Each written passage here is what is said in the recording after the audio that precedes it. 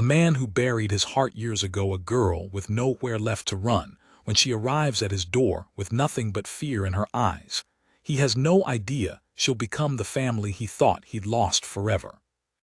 The girl stood at his gate like she'd been placed there by the wind itself. Sila's cord saw her from the barn where he'd been mending a broken bridle, and for a moment he thought she might be a trick of the heat, some phantom conjured by too many days alone. But phantoms didn't clutch torn flour sacks to their chests or stare at a man with eyes that wide and that afraid. She couldn't have been more than 8 years old, maybe 9, with tangled dark hair and a dress so patched it looked like it had been sewn together from other people's memories. Her feet were bare, caked in red dust, and she didn't move even when he walked toward her. Silas stopped a few yards back, unsure of what to say or how to say it. He wasn't good with people anymore, hadn't been for years, and children were an entirely different language he'd forgotten how to speak. The girl just watched him with those enormous eyes, brown and deep like creek water in late summer, and he noticed the way her small hands trembled against the flour sack. She was terrified. Of him, maybe, or of whatever had brought her here. He cleared his throat. "You lost." His voice came out rougher than he intended, like gravel scraped across wood. The girl flinched but didn't run. She shook her head slowly, just once, and Silas felt something uncomfortable twist in his chest. Not lost, then. Which meant she'd come here on purpose, to this forgotten corner of nowhere where he'd spent the last decade trying to disappear. He glanced past her toward the dirt road that stretched empty in both directions, wavering in the afternoon glare. No wagon, no horse, no sign of anyone else. Just her, alone, holding that sack like it contained everything she owned. It probably did. Silas rubbed the back of his neck and tried to think of what a decent man would do in this situation.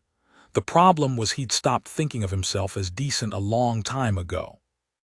Still, he couldn't leave a child standing in the sun looking like she might collapse any second. "You hungry?" he asked, softer this time. The girl's eyes flickered with something, hope maybe, or just desperation, and she nodded.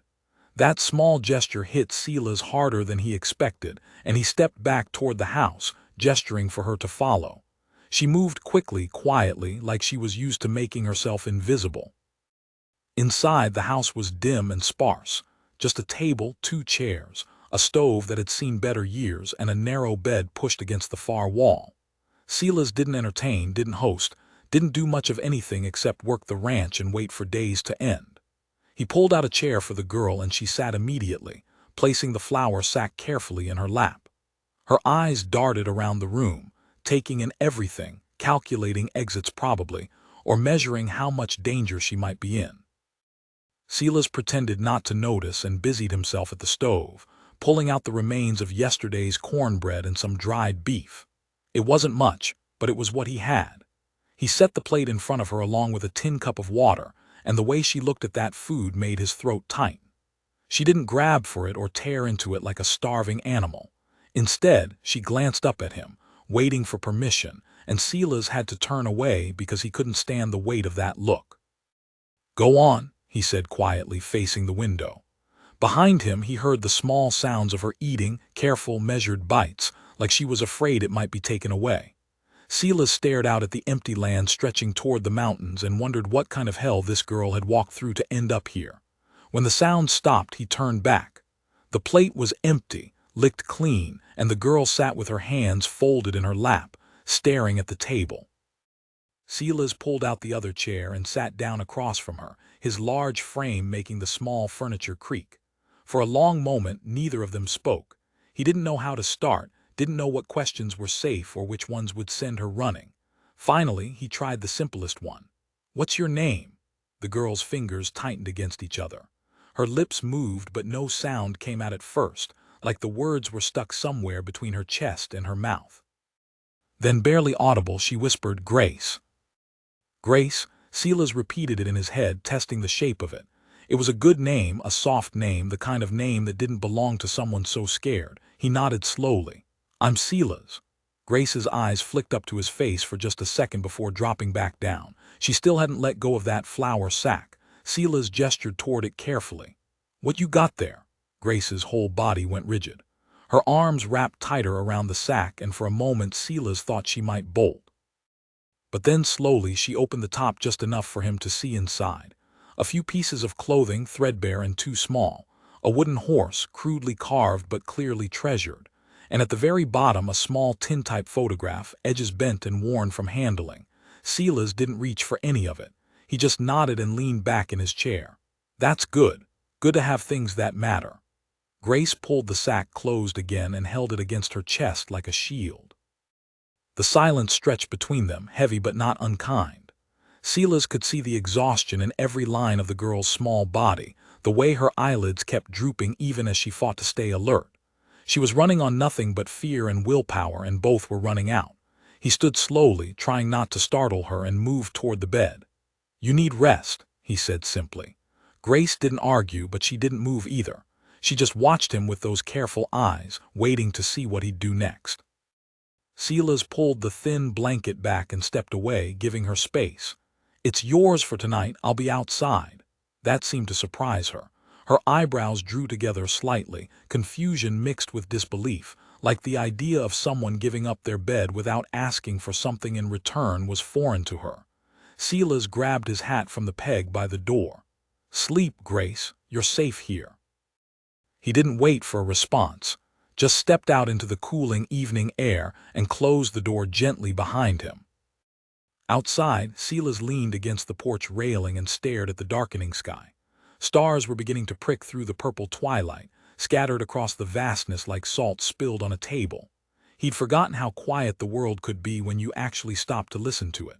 Somewhere in the distance, a coyote called out, lonely and sharp, and Silas felt that sound settle into his bones. He didn't know what to do with Grace, didn't know where she'd come from or why she'd chosen his gate to stop at. But he knew what it looked like when someone had been thrown away by the world, because he'd seen that look in his own reflection for years. The door creaked open behind him. Silas turned to find Grace standing in the doorway, still clutching that flour sack, her small silhouette backlit by the dim interior. She looked even smaller than before, swallowed by the shadows and the weight of whatever she was carrying. "Can't sleep?" Silas asked gently. Grace shook her head. She stepped forward, bare feet silent on the worn wood, and stopped a few feet away from him. For a long moment she just stood there, and Silas waited, patient as stone. "They're dead," Grace said suddenly, her voice small but steady. "My ma and pa, fever took them both last month." Silas felt something crack open inside his chest. He didn't move, didn't speak, just let her words hang in the air between them. Grace's hands tightened around the sack. "Uncle said he'd take me in, but he didn't want me. Said I was just another mouth. He left me at the mission in Prescott, but they were full up. Sister Mary gave me bread and told me to walk west till I found someone kind." Her voice wavered on that last word, and Silas saw the way her chin trembled even as she tried to hold it steady. "I walked for 3 days. Your ranch was the first place I saw." Silas's throat felt tight. 3 days. She'd walked for 3 days, alone, barefoot, carrying everything she owned in a flour sack because the world had chewed her up and spit her out and no one had bothered to catch her. He crouched down slowly, bringing himself to her level, and looked into those wide, frightened eyes. "You did good, Grace," he said quietly. "You did real good finding your way here." Grace's face crumpled. The careful mask she'd been holding onto shattered, and suddenly she was just a little girl, lost and alone and so tired of being brave. Tears spilled down her cheeks and her shoulders shook with silent sobs. Silas didn't think, didn't hesitate. He just opened his arms and Grace collapsed into them, dropping the flour sack and clinging to him like he was the only solid thing left in the world. He held her carefully, this small broken thing, and felt something in him shift. Something he thought had died years ago when his own family had been taken from him. Grace cried into his shirt and Silas let her, one large hand resting gently on her back, the other cradling her head. He didn't offer empty words or false promises. He just held her while she poured out all the grief and fear she'd been carrying alone. And when her sobs finally quieted into shaky breaths, Silas spoke. "You can stay, Grace, long as you need, maybe longer." Grace pulled back just enough to look up at him, her face streaked with tears and dirt. "Really? Her voice was so small, so full of fragile hope that Silas felt his own eyes burn. He nodded. Really? Morning came with the kind of light that made everything look new, even things that were old and worn. Silas woke on the porch where he'd spent the night, his back protesting against the hard wood, and for a moment he'd forgotten why he wasn't in his own bed. Then he remembered Grace. He sat up slowly, joints cracking, and peered through the window. The girl was still asleep, curled into a tight ball under the blanket, her dark hair spread across the pillow like spilled ink. The flour sack lay on the floor beside the bed, within arm's reach even in sleep. Silas watched her for a moment longer than he meant to, something unfamiliar stirring in his chest. Responsibility, maybe, or something deeper that he wasn't ready to name yet. He moved quietly, not wanting to wake her, and went about his morning routine. The chickens needed feeding, the horses needed tending, and there was a fence section on the north pasture that had been sagging for weeks. Work didn't stop just because the world shifted under your feet. Silas was halfway through mucking out the stalls when he heard the soft scuff of feet behind him. He turned to find Grace standing in the barn entrance, still wearing yesterday's patched dress, her hair even wilder in the morning light. She looked uncertain, like she wasn't sure if she was allowed to be there or if last night's promise would evaporate in the daylight. Silas set down the pitchfork and wiped his hands on his pants. "Morning," he said simply. Grace didn't respond, just stood there watching him with those careful eyes. Silas gestured toward the house. "There's water in the basin if you want to wash up. Might be some eggs left from yesterday, too." Grace shook her head. "I can help." Her voice was stronger this morning, less frightened, though still quiet as a prayer. Silas raised an eyebrow. "Help with what?" "Whatever you need," Grace said, stepping further into the barn. "I can work. I'm good at working. I won't be a burden, I promise." The desperation in her voice cut through Silas like a blade. She thought she had to earn her place here, had to prove she was worth keeping. He recognized that feeling. He'd spent years trying to prove his own worth to a world that had stopped caring. Silas shook his head slowly. "You don't owe me anything, Grace. You can help if you want, but you don't have to." Grace's expression didn't change, still wary, still waiting for the catch. Silas sighed and picked up a smaller bucket, one that wouldn't be too heavy for her slight frame. "All right, chickens need feeding. Grain's in that barrel over there. Think you can handle that?" Grace's whole face transformed. Relief and something like joy flickered across her features as she nodded eagerly and took the bucket from him. She moved quickly, efficiently, like she'd done farm work before, and Silas went back to the stalls wondering what kind of life she'd lived before fever had stolen it all away. They worked in comfortable silence for the better part of an hour. Grace fed the chickens, collected eggs with careful hands, and even swept out the tack room without being asked. Silas watched her from the corner of his eye, noting the way she moved, purposeful, thorough, like she was trying to make herself indispensable. It made his heart ache in ways he didn't have words for. By mid-morning, the sun had climbed high enough to turn the air thick and heavy. Silas called a break and they walked back to the house together, Grace carrying the egg basket like it was made of gold. Inside, Silas showed her how to work the stove, how to crack eggs without getting shell in the pan, how to slice bread without sawing through the whole loaf. Grace absorbed every instruction with intense focus, her small hands mimicking his movements. When they finally sat down to eat, the eggs were a little overdone and the bread was unevenly cut, but Silas ate every bite and told her it was good. Grace smiled, actually smiled, and it was like watching the sun break through storm clouds. They ate in silence, but it wasn't the heavy, uncomfortable kind. It was the silence of two people learning to exist in the same space without fear. Silas finished his eggs and leaned back in his chair, watching Grace carefully clean her plate with a piece of bread. "Grace," he started, and she looked up immediately, alert. "We should probably figure out what comes next. If you've got family somewhere, people who might be looking for you." "There's no one," Grace interrupted, her voice flat and final. "Uncle Thomas made it clear he didn't want me, said so in front of the whole mission, and Ma's people are all back east and they never answered her letters even when Pa was alive." She stared down at her empty plate, her small fingers gripping the edge of the table. "I got nowhere else to go, no one else who'd want me." Silas felt those words settle heavy in the room. He thought about his own family, his wife Sarah who died bringing their daughter into the world, and that baby girl who hadn't lived 3 days past her mother. He'd buried them both on a hillside overlooking the ranch 10 years ago and hadn't spoken their names aloud since. He'd built walls around that grief so high and so thick that nothing could get through. Not joy, not pain, not hope. But somehow this small, stubborn girl with her flour sack of treasures had found a crack in those walls, and Silas didn't know whether to be terrified or grateful. "Then you stay," Silas said finally, and the words felt both impossibly heavy and surprisingly light.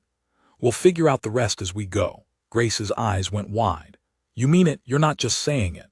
"I don't say things I don't mean," Silas replied, and he meant that too. Grace's chin trembled, and for a moment he thought she might cry again, but instead she just nodded, once, sharp and determined, like they'd just sealed a pact. The rest of the day passed in a blur of small moments. Silas showed Grace how to pump water from the well, how to scatter grain so the chickens wouldn't mob her, how to check the horses' hooves for stones. She followed him everywhere, absorbing everything, asking questions in that quiet voice that seemed afraid to take up too much space. By evening they were both tired and dusty, and something had shifted between them. Not family yet. That was too big a word, too fragile a hope, but something closer than strangers. That night Silas insisted Grace take the bed again while he made himself a pallet on the floor near the stove. Grace protested, said she could sleep anywhere, that she'd slept in worse places, but Silas was firm. As darkness settled over the ranch and the coyotes started their evening songs, Grace lay in bed clutching her flour sack and whispered into the darkness, "Silas." "Yeah, thank you." Silas stared at the ceiling, at the rough wooden beams he'd put up himself a lifetime ago. "Get some sleep, Grace." But he heard the smile in his own voice, and he suspected she did too. Sleep came easier that night than it had in years. The next few days fell into a rhythm that felt almost natural. Silas would wake at dawn and find Grace already up, waiting by the door like she was afraid he might have changed his mind overnight. They'd work through the morning, break for a simple meal, then work through the afternoon until the sun started its slow descent behind the mountains. Grace proved herself capable beyond her years. She learned quickly, remembered everything, and never complained even when the work was hard or the heat was brutal. Silas found himself talking more than he had in a decade, explaining things about the ranch, about the land, about the way weather moved through the valley. Grace listened to everything like he was teaching her the secrets of the universe. But it wasn't all easy. There were moments when Grace would freeze up, her eyes going distant and afraid, and Silas learned to recognize the signs of whatever memories were haunting her. He'd speak gently then, bring her back to the present with simple tasks and steady words. And there were moments when Silas would catch himself watching her with something dangerously close to affection, and he'd have to remind himself not to get attached, not to hope for things that could be taken away. Hope was a luxury. He'd given up the day he'd buried his girls. On the fourth morning, Silas was repairing the corral gate when he heard hoofbeats approaching. He looked up to see 2 riders coming down the road, and his stomach tightened with an instinct that told him trouble had arrived. Grace was in the garden pulling weeds, but she'd heard the horses too. She stood slowly, dirt streaking her dress, and moved closer to Silas without seeming to realize she was doing it. The riders pulled up at the gate. One was a portly man with a sheriff's badge glinting on his vest, his face red from the sun and the ride. The other was thinner, older, with mean little eyes and a mouth that looked like it had forgotten how to smile. Silas recognized that second man immediately. He had Grace's dark hair and the same shape to his jaw. Uncle Thomas. Silas felt Grace go rigid beside him. The sheriff dismounted with a grunt and tipped his hat. "Afternoon. I'm Sheriff Dawson from Prescott. This here is Thomas Hartley. We're looking for a young girl about 8 or 9, dark hair, been missing from the mission for near a week now." Silas kept his expression neutral even as his mind raced. "That's so. That's so," Thomas Hartley spoke up, his voice thin and sharp. "Girl's my niece. My responsibility. Sister at the mission said she ran off and I've been searching ever since, worried sick." The lie was so blatant, so casually delivered, that Silas felt anger flash hot in his chest. Grace had said her uncle left her at the mission, wanted nothing to do with her.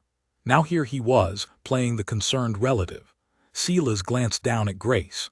She'd gone pale, her small body trembling, and her eyes were fixed on her uncle with an expression that mixed terror and betrayal in equal measure. Silas made a decision in that moment that would change everything. Silas stepped forward, positioning himself slightly between Grace and the two men, a movement so subtle it might have been accident but wasn't. "What makes you think she'd be out here?" he asked, his voice level and measured.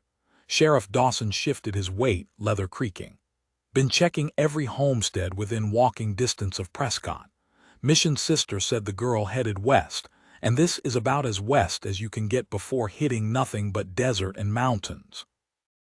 Thomas Hartley's eyes had already found Grace, and Silas watched something cold and calculating pass across the man's face. "That's her," Thomas said, pointing.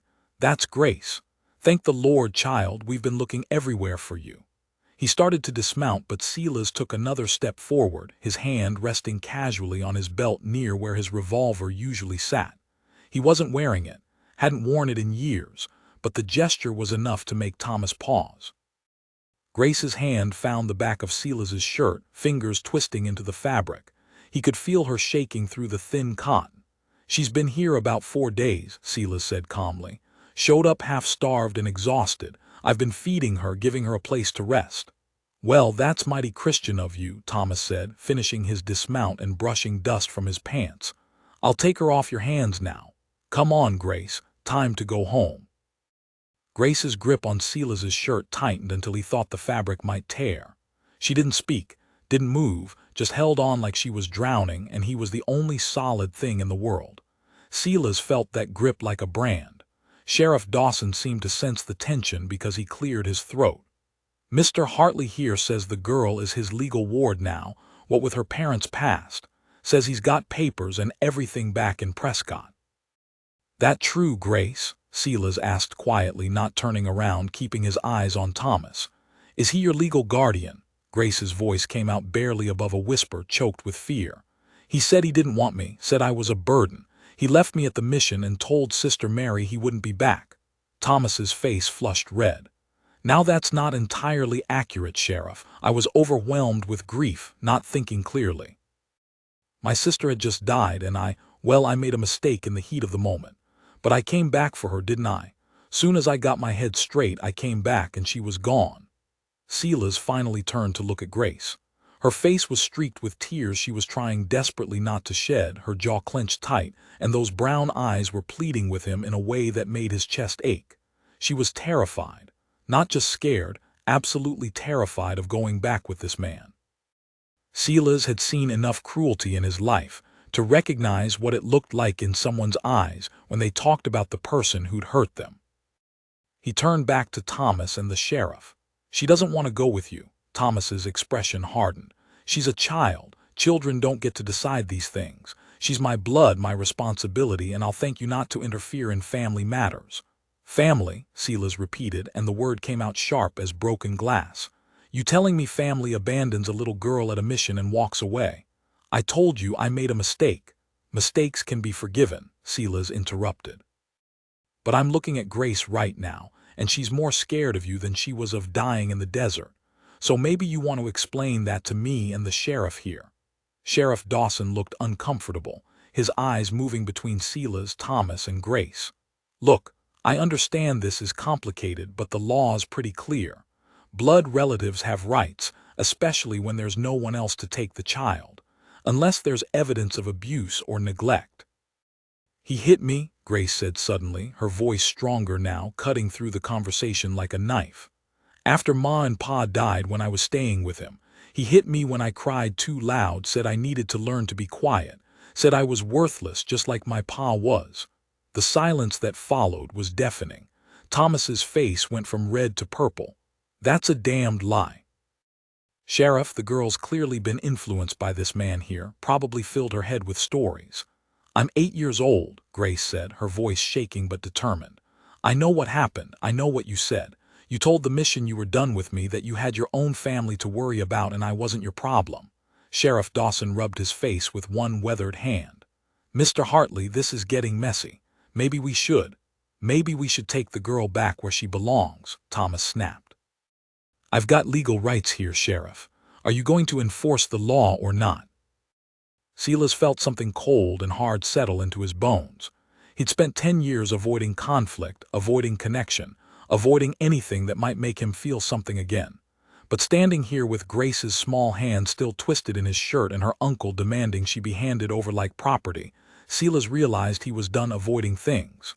She stays, Silas said quietly. Thomas laughed, a sharp, ugly sound. You can't just keep someone else's child because you want to. That's not how this works. She stays until a judge says otherwise, Silas clarified. You want to claim legal guardianship, fine, but we're doing it proper in a courtroom where Grace can tell her story to someone who will actually listen. Until then, she's staying here where she's safe. Sheriff Dawson looked between them, clearly weighing his options. Mr. Cord, I appreciate what you're trying to do, but… Sheriff, you've known me 10 years, Silas said, meeting the man's eyes. I've never caused trouble, never broken law, never given you reason to doubt my word. I'm asking you to look at that girl and tell me honestly if you think she should go with this man right now. Dawson looked at Grace, really looked at her, at the way she was trembling, at the tear tracks on her face, at the absolute terror in her eyes. Something in his expression shifted. He sighed heavily. Mr. Hartley, I think Mr. Cord here has a point. This needs to be settled proper through the courts. The girl's been through enough without us making it worse by forcing her into a situation that might not be. This is outrageous, Thomas shouted. She's my niece, my blood. You can't just… I can and I am, Dawson said, his voice taking on an edge of authority. Come Monday, you can file your claim with Judge Morrison in Prescott. Until then, the girl stays put. Mr. Cord, you're officially responsible for her care. Any problems, you answer to me.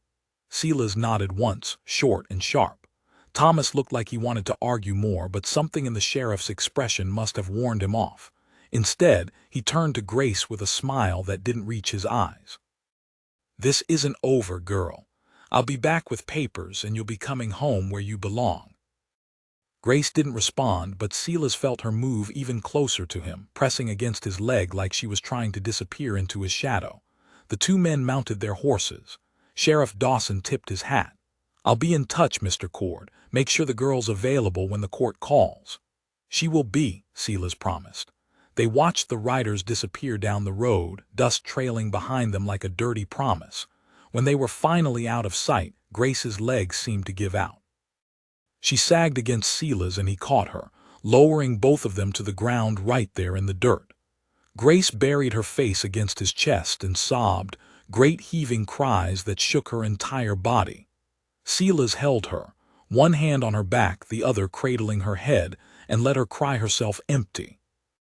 When the sobs finally subsided into hiccups and shaky breaths, Grace pulled back just enough to look up at him. Her face was blotchy and swollen, her eyes red-rimmed. He's going to take me back, she whispered. The judge will give him custody because he's family and he's going to take me back.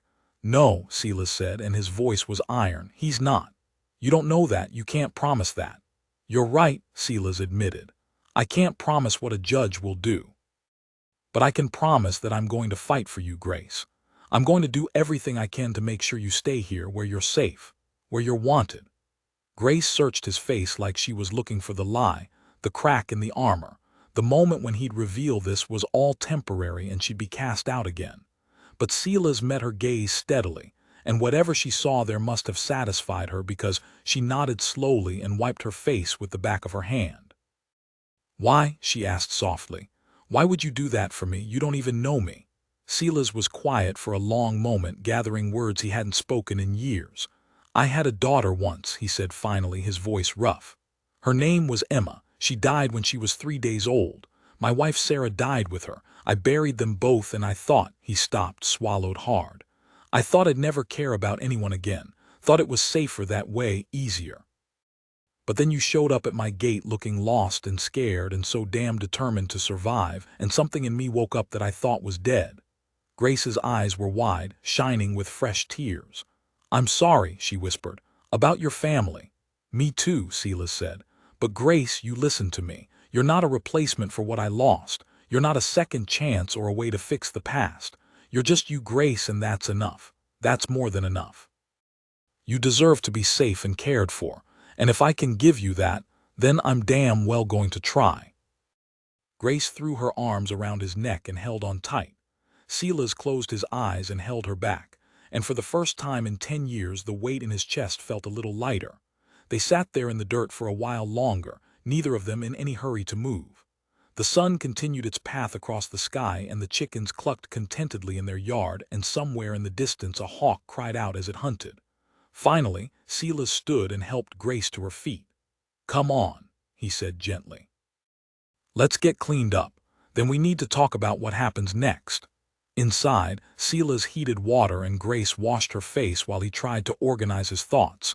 He just committed himself to a legal battle he had no idea how to fight. He'd need a lawyer, someone who could argue his case in front of Judge Morrison. He'd need character witnesses, proof that he could provide a stable home for a child. He'd need... "Silas," Grace's voice pulled him from his spiraling thoughts. She was standing by the table, looking small and uncertain again. "What if he wins? What if the judge says I have to go back?" Silas knelt down so they were eye to eye. "Then we'll figure something else out. But Grace, I need you to be honest with me about everything that happened with your uncle. The court's going to ask questions and they need to hear the truth from you. Can you do that?" Grace bit her lip but nodded. "He didn't hit me a lot," she said quietly. "Just twice. Once when I was crying about Ma and once when I broke a plate. But he said things that were worse than hitting. Said I was a curse, that my parents were weak, that no one would ever want me. He said," her voice broke, "he said I'd end up alone and forgotten, and that's what I deserved." Silas felt rage burn hot and righteous in his gut. "Grace, listen to me. None of that is true, not one word. You are not a curse, you are not unwanted, and you sure as hell don't deserve to be alone." Grace's lip trembled. "Then why did he say it?" "Because some people are broken inside in ways that make them cruel," Silas said.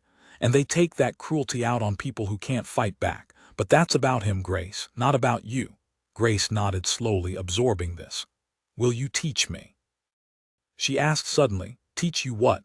"To fight back, to be strong, so no one can hurt me again." Silas looked at this small, fierce girl who'd walked through hell and come out the other side still hoping, still trying, and he felt something in his chest expand until it almost hurt.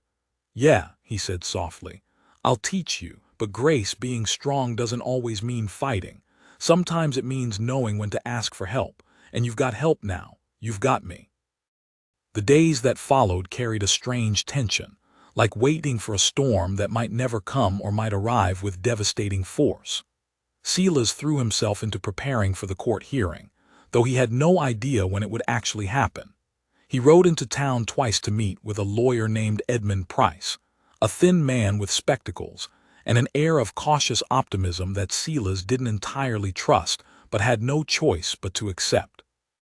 Price asked questions, took notes, and explained that custody cases were tricky, especially when blood relatives were involved.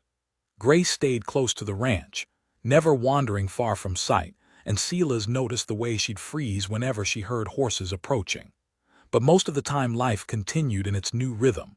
Work in the morning, simple meals, quiet evenings where Silas would read aloud from his small collection of books while Grace listened with rapt attention.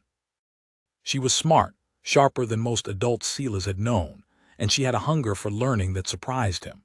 She asked questions about everything: why the sky changed colors, how plants knew when to grow, what made horses different from cows. Silas answered what he could and admitted when he didn't know, and Grace seemed to appreciate the honesty more than false wisdom. One evening, about a week after Thomas and the sheriff had come, Grace was helping Silas prepare supper when she suddenly spoke. "Do you think Judge Morrison will believe me?" Her voice was steady, but Silas heard the fear underneath. He set down the knife he'd been using to slice potatoes.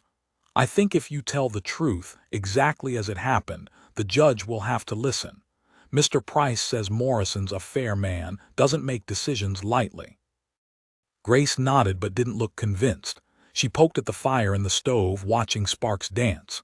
"Uncle Thomas can be real charming when he wants to be. Ma used to say he could talk a snake into buying shoes. What if he convinces the judge I'm lying?" Silas had thought about this too, had lost sleep over it, but he kept his voice calm. Then we make sure your story is backed up by other people. Sister Mary at the mission, she saw what happened. She can testify. And the sheriff, he saw how scared you were. That counts for something. Does it though? Grace turned to look at him, and the weight in her eyes was too heavy for someone so young. Adults always believe other adults over kids. That's just how it works. Silas wanted to tell her she was wrong, but he'd seen enough of the world to know she wasn't. Instead, he moved to sit beside her, his large frame folding onto the small stool. Grace, I can't promise everything's going to work out perfectly. I wish I could, but that'd be a lie. What I can promise is that I'm going to stand up in that courtroom and tell the judge that you belong here with me, and that I want to take care of you for as long as you'll let me. Grace's eyes filled with tears, but she blinked them back stubbornly. What if wanting something isn't enough? Then we'll figure out what is enough and we'll do that, Silas said simply. I'm not giving up on you, Grace. Not now, not ever. You hear me? She nodded, and some of the tension in her small shoulders eased. They finished making supper together, and later that night after Grace had fallen asleep, Silas sat on the porch and stared at the stars.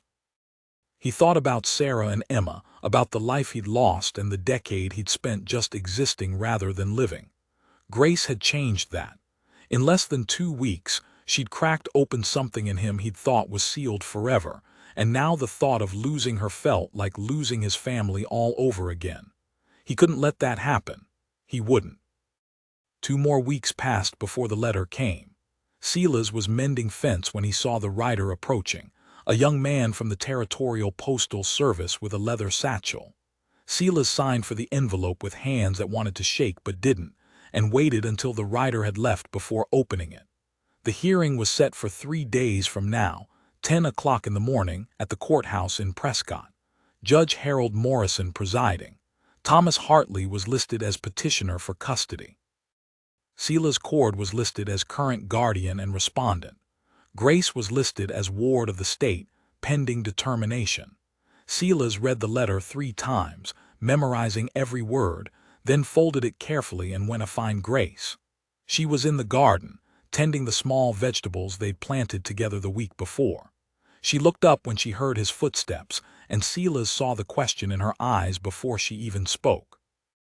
"It's time," he said gently, holding up the letter. "Hearings in 3 days." Grace's face went pale, but she stood up, brushing dirt from her hands. "Okay," she said, and her voice only shook a little. "What do? We prepare," Silas said.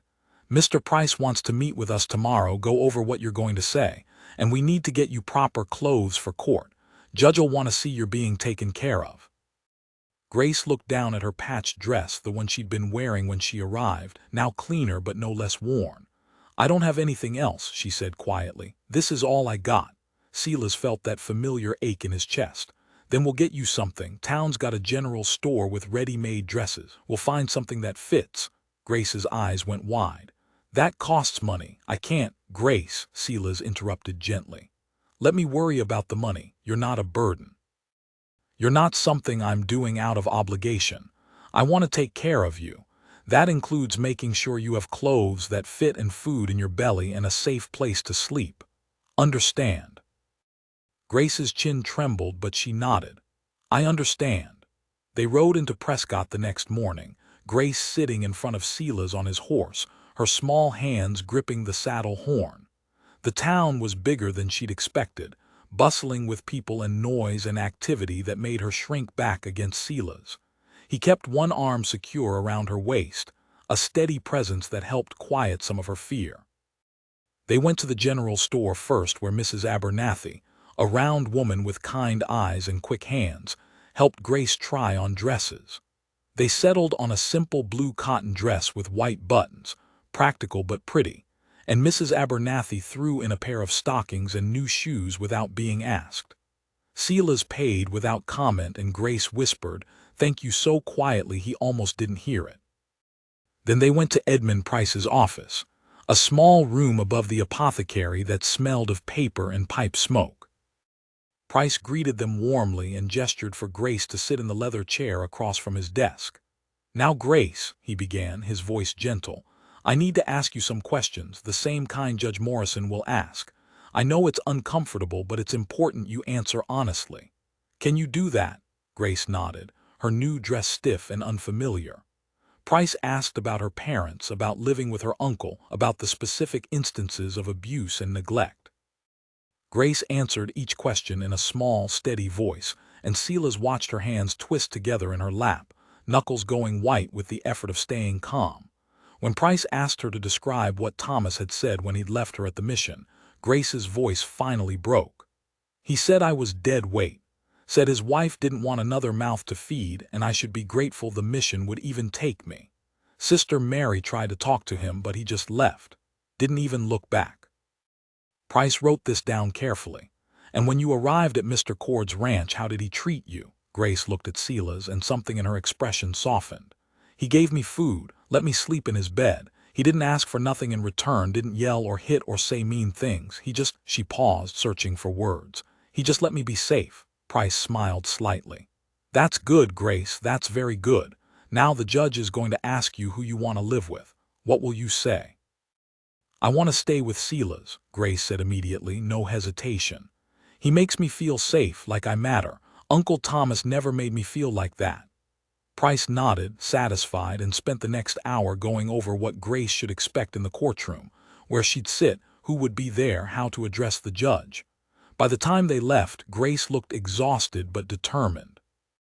They ate a quiet lunch at a small restaurant, and Silas noticed the way Grace ate slowly now, savoring each bite instead of wolfing it down like she had those first few days. She was learning she didn't have to fear the food would disappear.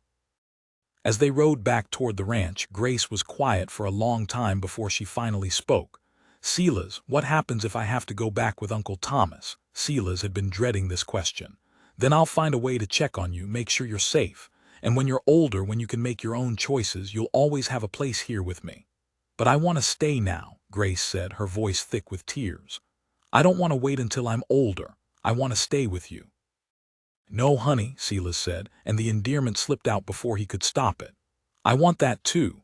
We're going to do everything we can to make that happen.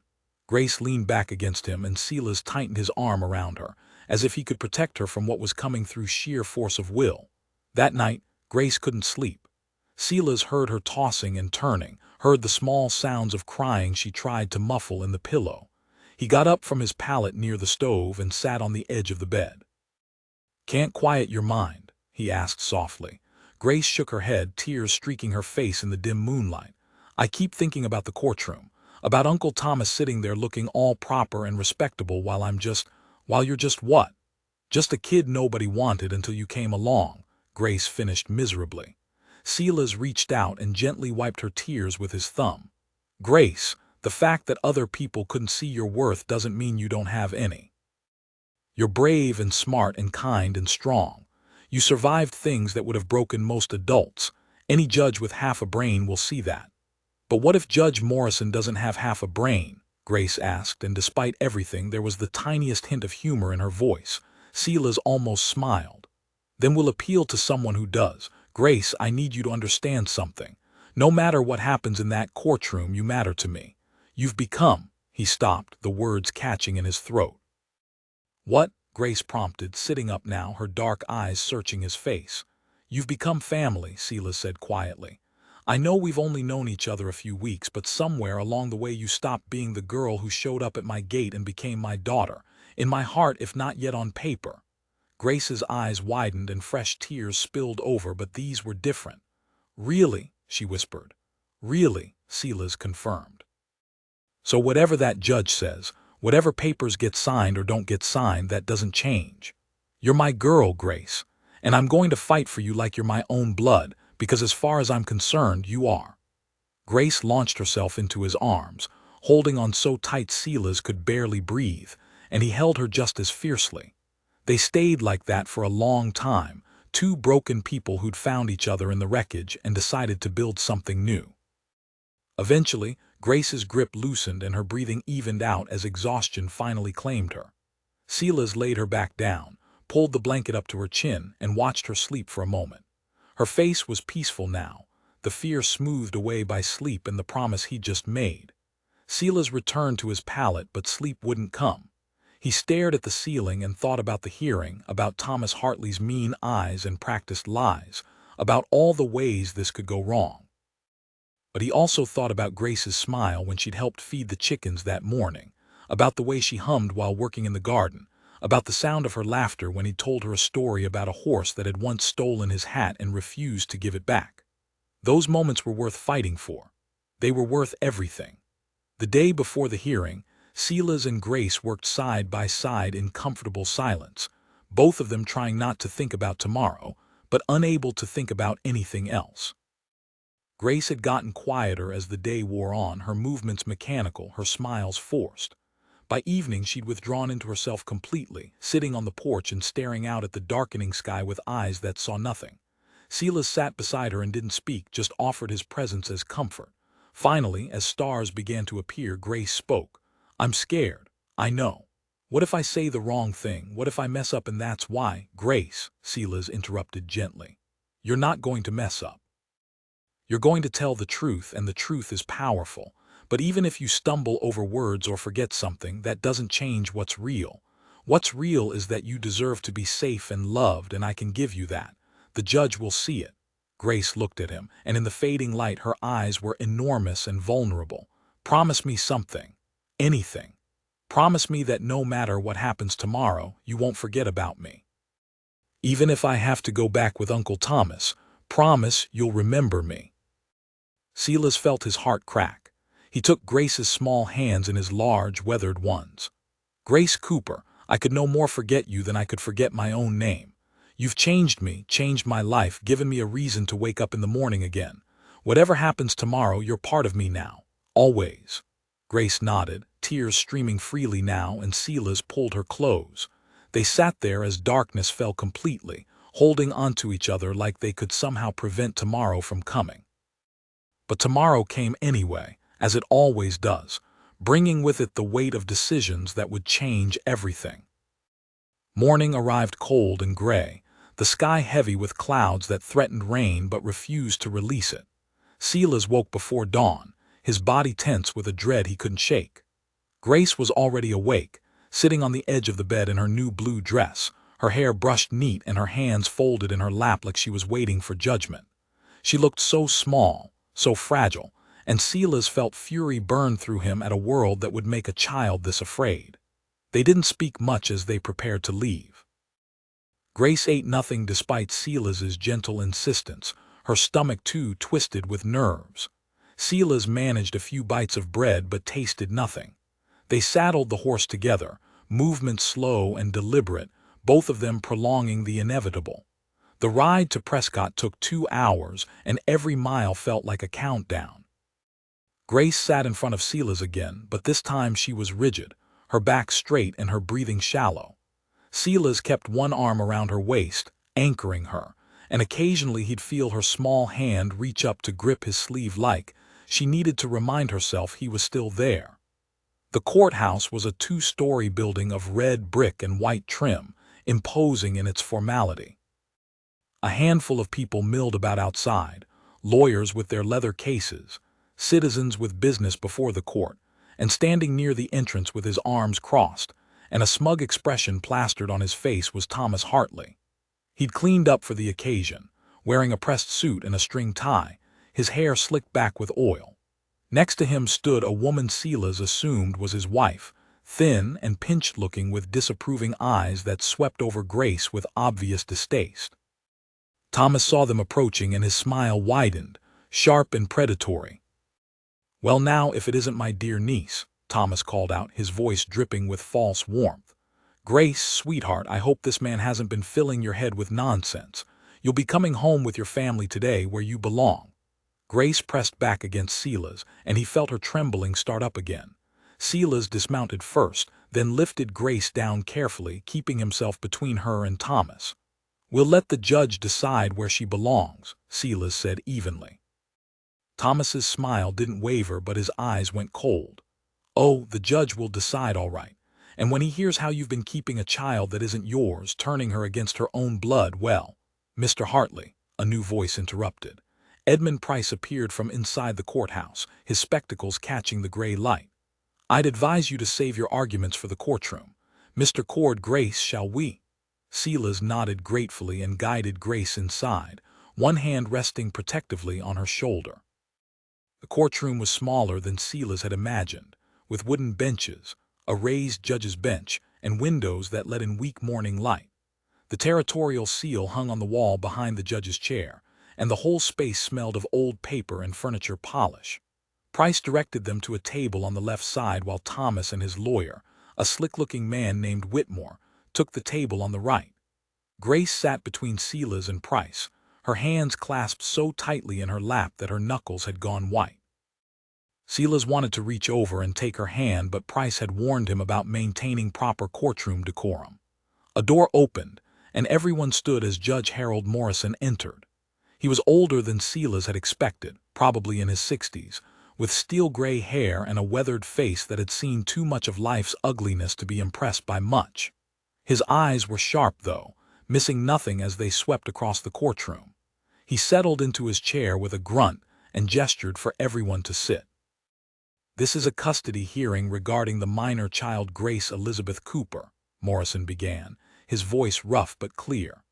"Mr. Thomas Hartley is petitioning for guardianship as the child's maternal uncle and closest living relative. Mr. Silas Cord is currently housing the child and opposing the petition. Both parties have legal representation. Before we begin, I want to make something clear. I don't care about your personal feelings, your grievances, or your pride. I care about what's best for this child. That's the only thing that matters in this courtroom. Understood?" Both lawyers murmured their agreement. Morrison's eyes landed on Grace and his expression softened almost imperceptibly. "Young lady, I know this is frightening, but I need you to be brave today. You're going to have to answer some questions, and I need you to tell me the truth.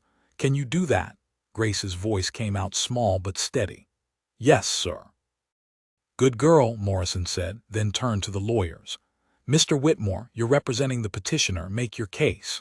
Whitmore stood, adjusting his jacket with practiced ease. He was the kind of lawyer who looked expensive, and Silas wondered where Thomas had found the money to hire him. "Your Honor, this case is quite straightforward. Thomas Hartley is Grace Cooper's maternal uncle, making him the girl's closest living blood relative. When Grace's parents tragically died of fever, Mr. Hartley, overcome with grief for his late sister, made a hasty decision to place the child temporarily at a mission while he processed his loss and arranged his affairs to accommodate another dependent. However, before he could return for Grace, she ran away and ended up at the ranch of Mr. Silas Cord, a man she'd never met, a virtual stranger. Whitmore paused for effect, letting that word, stranger, hang in the air. "Mr. Cord, while perhaps well-intentioned, has no legal right to this child. He has no blood relation, no prior connection to the family, and frankly, Your Honor, his sudden attachment to a young girl who appeared at his door raises questions about his true motivations." Silas felt rage flash hot through his chest, but Price's hand on his arm kept him seated. Whitmore continued, warming to his theme. "Mr. Hartley is a respected member of the Prescott community. He has a stable home, a wife, steady employment at the freight company. He can provide Grace with a proper family structure, education, and the guidance of blood relatives who knew and loved her parents. To award custody to a stranger who has kept this child for mere weeks would be a gross miscarriage of justice and a violation of the sacred bonds of family." Whitmore sat down, looking pleased with himself. Judge Morrison's expression remained neutral. "Mr. Price, your response."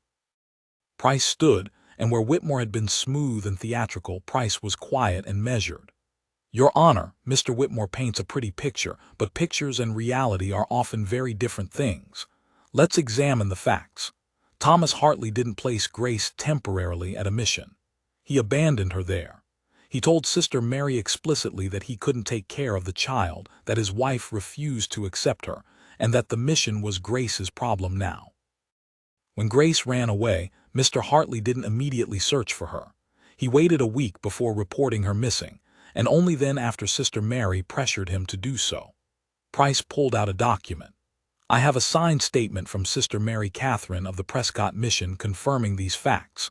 Furthermore, during the brief time Grace lived with Mr. Hartley following her parents' death, She was subjected to physical abuse and verbal cruelty. Mr. Hartley struck her on at least 2 occasions and repeatedly told her she was unwanted and worthless. Thomas half rose from his seat. "That's a lie, Your Honor, I never—" Morrison's gavel came down sharp. "Mr. Hartley, you'll have your chance to speak. Sit down." Thomas sat, his face red with anger. Price continued calmly. In contrast, when Grace arrived at Mr. Cord's ranch exhausted, terrified, and half-starved, he took her in without hesitation. He fed her, clothed her, gave her shelter and safety. He asked nothing in return. When Mr. Hartley appeared with the sheriff to claim Grace, the child was so terrified that she couldn't speak. Sheriff Dawson himself witnessed this and felt the situation warranted further investigation, which is why we're here today. Price's voice took on an edge of emotion. "Your Honor, Mr. Cord may not be connected to Grace by blood, but he's connected to her by something far more important: genuine care and affection. In 3 weeks, he's given her more safety, stability, and love than her so-called family provided in her entire life." Morrison leaned back in his chair, steepling his fingers. "Strong words, Mr. Price. I assume you have evidence to support these claims." "We do, Your Honor. We'd like to call Grace Cooper to testify." The courtroom went silent.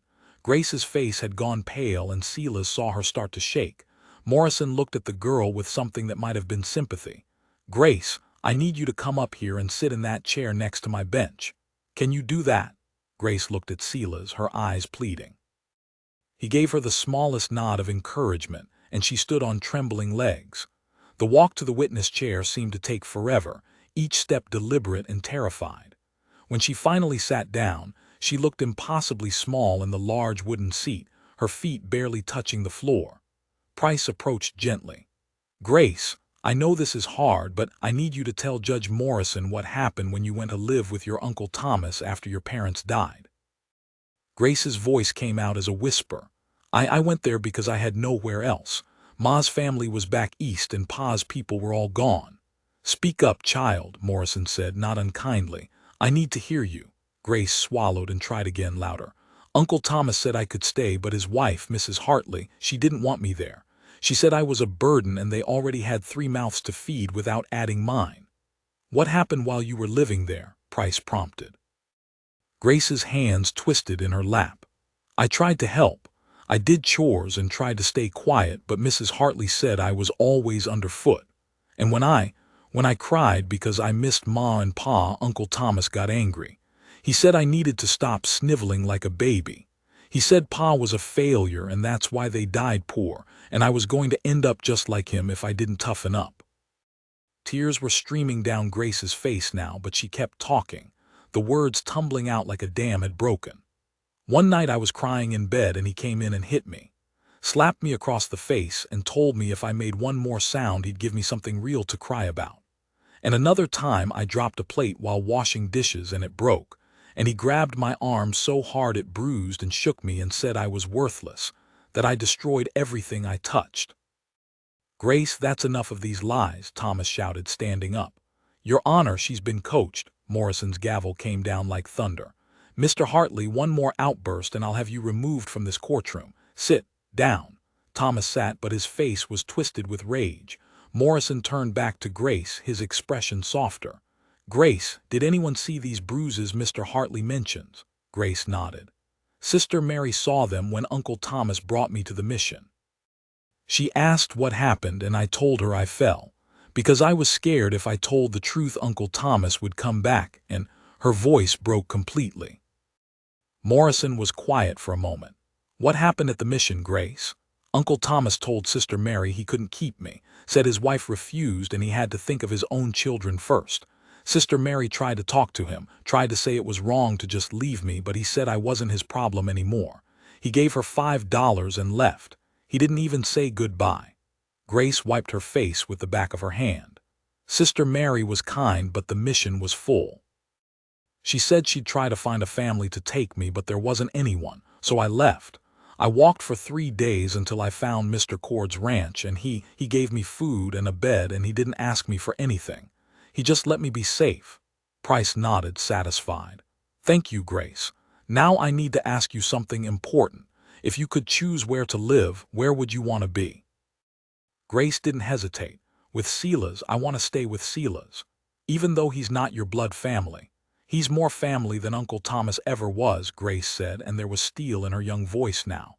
Blood doesn't make you family, caring does, and Silas cares about me. I can feel it.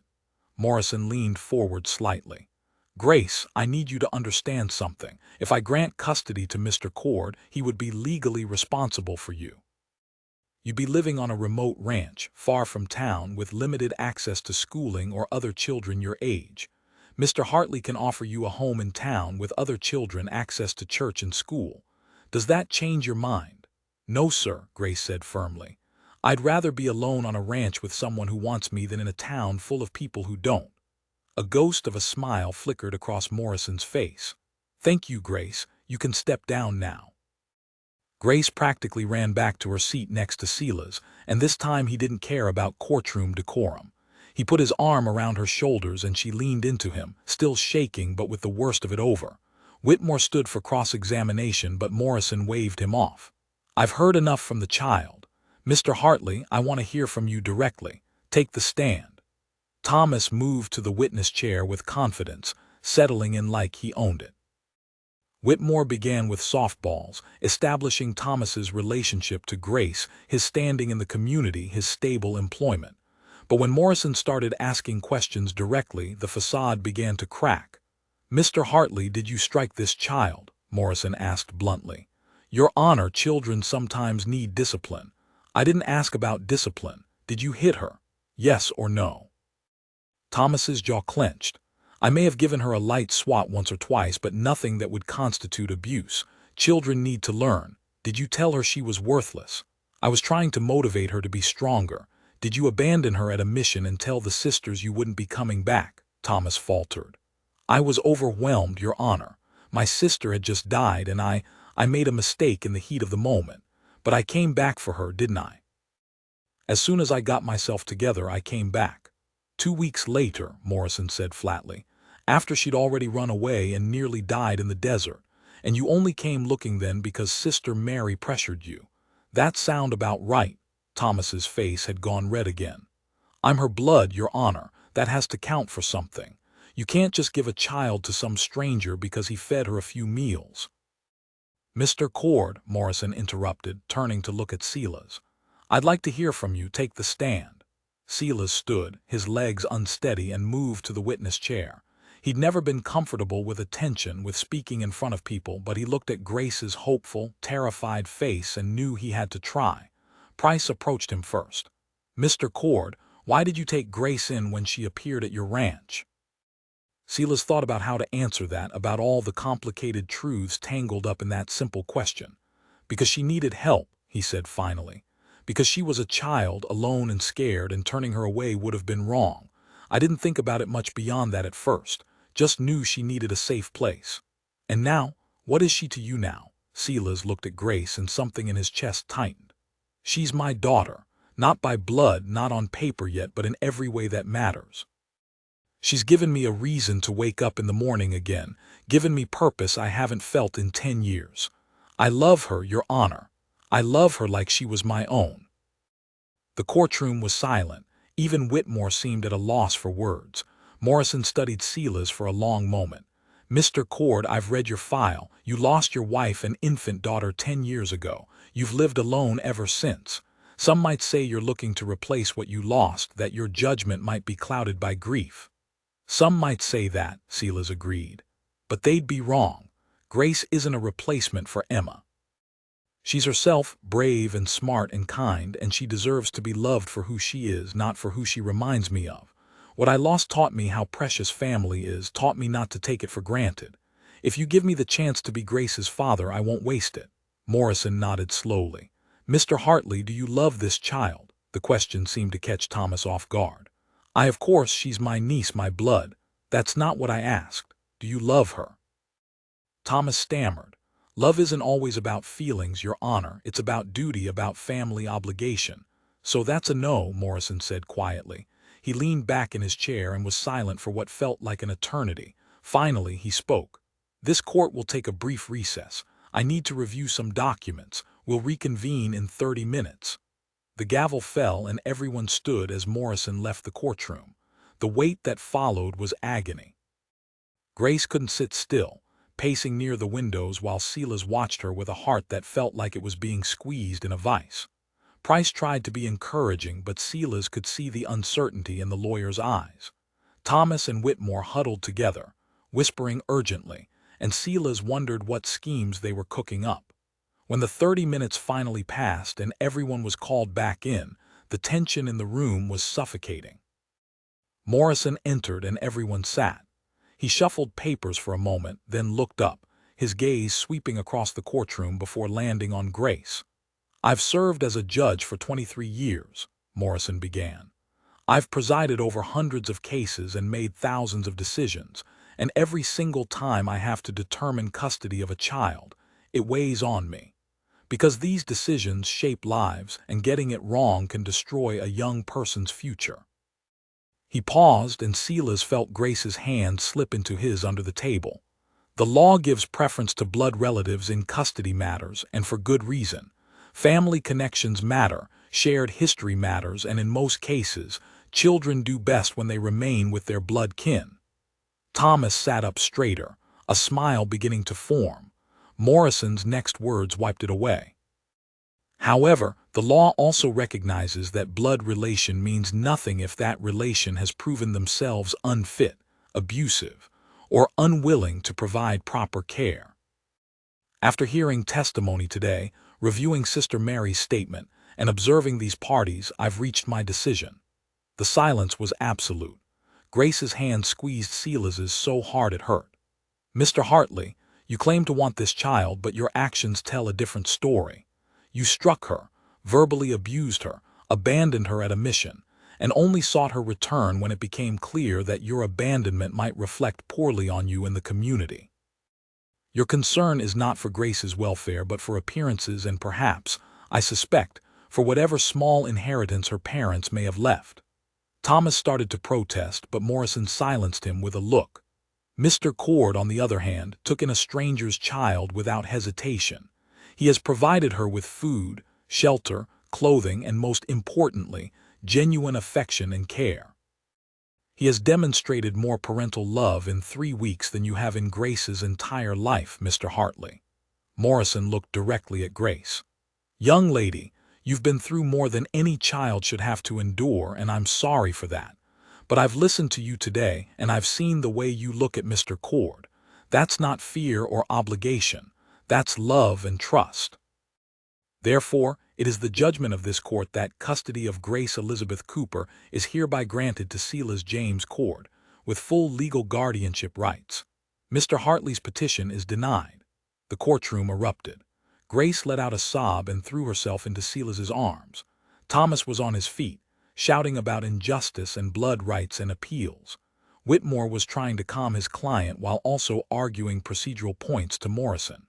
Price was shaking Silas's hand with a wide smile.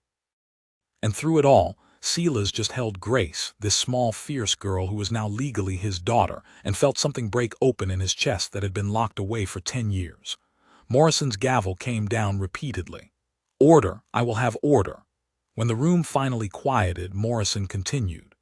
"Mr. Hartley, you have the right to appeal this decision, but I'm warning you now that I've documented every piece of evidence, every statement, and every observation in my written order. An appeal will only result in further embarrassment for you. My advice is to accept this judgment and move on with your life." Thomas's face was purple with rage, but Whitmore put a restraining hand on his arm and whispered urgently in his ear. Finally, Thomas shook him off and stormed out of the courtroom, his wife scurrying after him. Morrison looked at Silas and Grace, and his stern expression softened into something almost warm. "Mr. Cord, the court will be checking in periodically to ensure Grace is being properly cared for. Keep her fed, keep her safe, and for God's sake, get her enrolled in some kind of schooling, even if it's just you teaching her yourself. Understood?" "Yes, Your Honor," Silas managed, his voice rough. Thank you so much." Morrison nodded. "Don't thank me, just be the father she deserves. Court is adjourned." The gavel fell one final time, and it sounded like freedom. The ride back to the ranch felt different from every other journey Silas had ever taken. The same dusty road, the same scrub brush and scattered pines, the same mountains rising in the distance. But everything had changed. Grace sat in front of him on the horse, her small body relaxed now instead of rigid with fear, and every few minutes she'd turn to look up at him like she needed to confirm he was really there, that this was really happening. Silas would meet her eyes and see wonder reflected back at him, mixed with a fragile, cautious joy that was almost painful to witness. They didn't talk much during the ride. Words felt too small for what had happened, too inadequate to capture the magnitude of the judge's decision. Grace was his daughter now. Legally, officially, permanently his. The weight of that responsibility settled over Silas like a mantle, but it wasn't the crushing burden he might have expected years ago. Instead, it felt right, like a piece of himself he hadn't known was missing had finally clicked into place. When the ranch came into view, the modest house, the weathered barn, the corrals and pastures that stretched toward the foothills, Grace let out a sound that was half laugh, half sob. "We're home," she whispered, and Silas felt his throat tighten at that word. Home. It had been just a place for so long, 4 walls and a roof where he existed between stretches of work.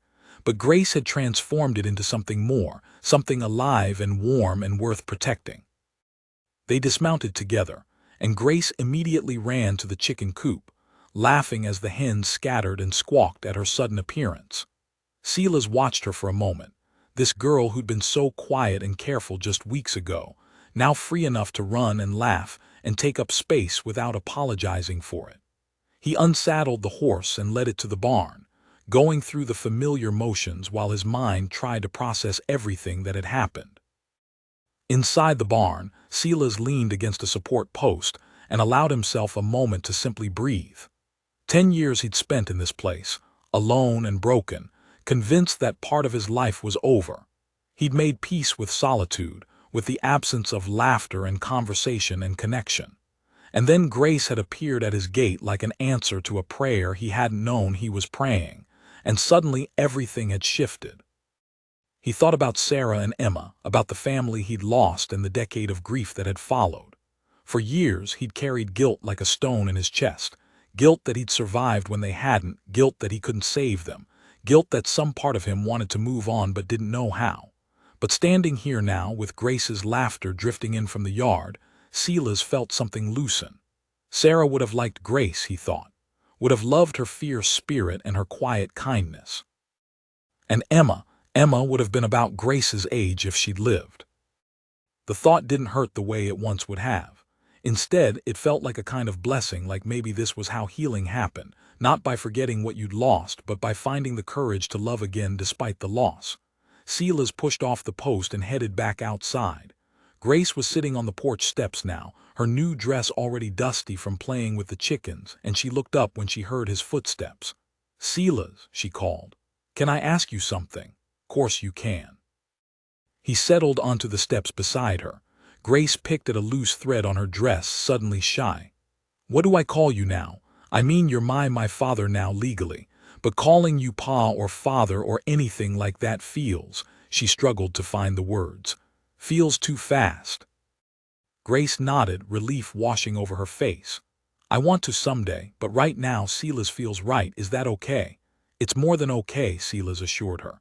"You call me whatever feels comfortable, Grace. There's no rush. We've got all the time in the world to figure these things out." Grace smiled, and some of the tension left her shoulders. They sat in comfortable silence for a moment, watching the sun begin its slow descent toward the mountains. The sky was painted in shades of orange and pink, and somewhere in the distance a hawk cried out as it hunted. Finally, Grace spoke again. "I was thinking about Ma and Pa today. During the hearing, when they were asking all those questions about them, I realized I was scared I'd forget what they looked like, what they sounded like. Is that bad?" Silas considered this carefully. "No, it's not bad, it's human. Memory's a funny thing. Some things stick clear as glass, others fade no matter how hard we try to hold on to them. But Grace, forgetting what they looked like doesn't mean you're forgetting them. The important stuff, the way they made you feel, the things they taught you, the love they gave you, that stays." Grace pulled the tintype photograph from her pocket, the one she'd carried in her flour sack. The edges were worn soft from handling, and the image was faded but still visible. A young couple, serious-faced for the camera, the woman's hand resting on the man's shoulder. "This is them," Grace said softly. "Ma and Pa, this was taken before I was born, back when they still had hope things would get better." Silas studied the photograph, these strangers who'd created the remarkable girl sitting beside him. "They look like good people." "They were," Grace said, and her voice was steady now, not choked with tears but filled with simple certainty. "They loved me the best they could, even when things were hard. I don't want to forget that, but I also don't want to feel guilty about being happy now. Does that make sense?" "Perfect sense," Silas said gently. "Love isn't finite, Grace. Loving me, building a life here, that doesn't take anything away from what you had with your parents. You're allowed to hold both things at once. You're allowed to grieve them and still be happy." Grace leaned against his shoulder, the photograph still clutched in her hand. "Thank you," she whispered, "for everything, for taking me in, for fighting for me, for wanting me." Silas put his arm around her and pulled her close. "Thank you for knocking on my door that night, for giving me a reason to care about something again, for making this place feel like a home instead of just a house." They stayed like that as the sun continued its descent, painting the world in deeper shades of gold and red. Eventually, Grace's stomach growled loudly and they both laughed. "Guess we should probably eat something," Silas said. "Didn't have much at that restaurant in town." "Can I help make supper?" Grace asked, already standing. "I want to learn how to make that stew you made last week, the one with the potatoes and carrots." Inside, they worked together in the kitchen, falling into the easy rhythm they developed over the past few weeks. Grace peeled vegetables while Silas cut meat, and they talked about small things. What chores needed doing tomorrow, whether the fence in the north pasture could wait another week, if they should try planting corn next season. Normal, everyday conversation that felt miraculous in its ordinariness. As the stew simmered on the stove, filling the house with rich, savory smells, Grace suddenly paused in the middle of setting the table. "Silas, what happens now? I mean, besides the regular stuff. Do I need to go to school? The judge said something about schooling." Silas had been thinking about this too. "Prescott's school is too far for daily travel, but I can teach you here. Reading, writing, arithmetic. I know enough to get you started, and we can get books from town. Maybe when you're older, we can look into boarding school if that's something you want." Grace wrinkled her nose. "I don't want to leave. I want to stay here with you." "Then you stay," Silas said simply. "We'll figure out the rest as we go." They ate dinner together as the last light faded from the sky, and Grace talked more than Silas had ever heard her talk, about the chickens and their personalities, about the garden and what else they could plant, about a book she'd seen in the general store that she wanted to read. Silas listened to all of it, absorbing her words like a man who'd been starved for conversation, and marveled at how much life she'd brought into his world in such a short time. After supper, they sat together near the stove and Silas read aloud from one of his books, a collection of folk tales and legends that Grace had discovered on his shelf. She leaned against him, her eyes half closed, listening to the stories with drowsy contentment. When Silas finally closed the book, Grace was nearly asleep. He helped her to the bed, her bed now officially and permanently, and she crawled under the blankets still wearing her new dress. "Silas," she murmured as he turned to go. "Yeah, I'm glad I found you. I'm glad it was your gate I knocked on." Silas felt emotion clog his throat. "Me too, Grace, me too." He started to leave, but Grace called out again. "Will you stay, just until I fall asleep?" Silas settled into the chair near the bed, the same chair he'd sat in that first night when Grace had cried herself to sleep, exhausted and terrified. But tonight was different. Tonight she was safe, legally his, and the fear that had haunted both of them for weeks had finally released its grip. Grace's breathing evened out quickly, exhaustion from the emotional day pulling her into sleep. Silas watched her for a long time, this small person who'd become the center of his world so quickly it still took his breath away. He thought about the future, about teaching Grace to read and write, about watching her grow and change, about the 1,000 small moments that would make up their life together. It wouldn't be easy. There would be hard days and harder decisions, moments when he'd doubt himself or worry he wasn't enough. But sitting here in the quiet darkness, listening to Grace breathe, Silas felt something he hadn't felt in 10 years.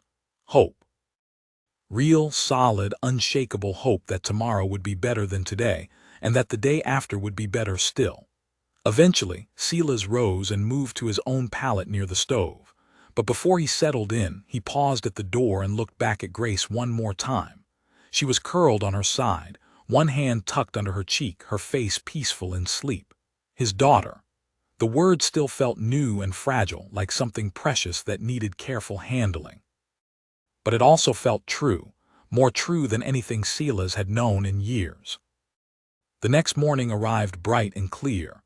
The clouds from yesterday burned away by sunshine that made everything look sharp and new. Silas woke to the smell of coffee and found Grace already up, standing at the stove with a determined expression as she tried to remember how he'd shown her to make it.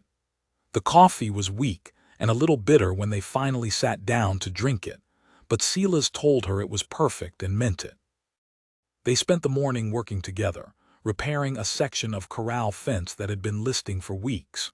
Grace held boards steady while Silas hammered, and she asked questions about everything. Why you had to angle the nails a certain way, how to tell if wood was too rotted to use, whether the horses minded when the fence wasn't perfectly straight. Silas answered each question patiently, aware that he wasn't just teaching her about fence repair but about life itself, about the value of doing things right, about patience and persistence, about finding satisfaction in work well done.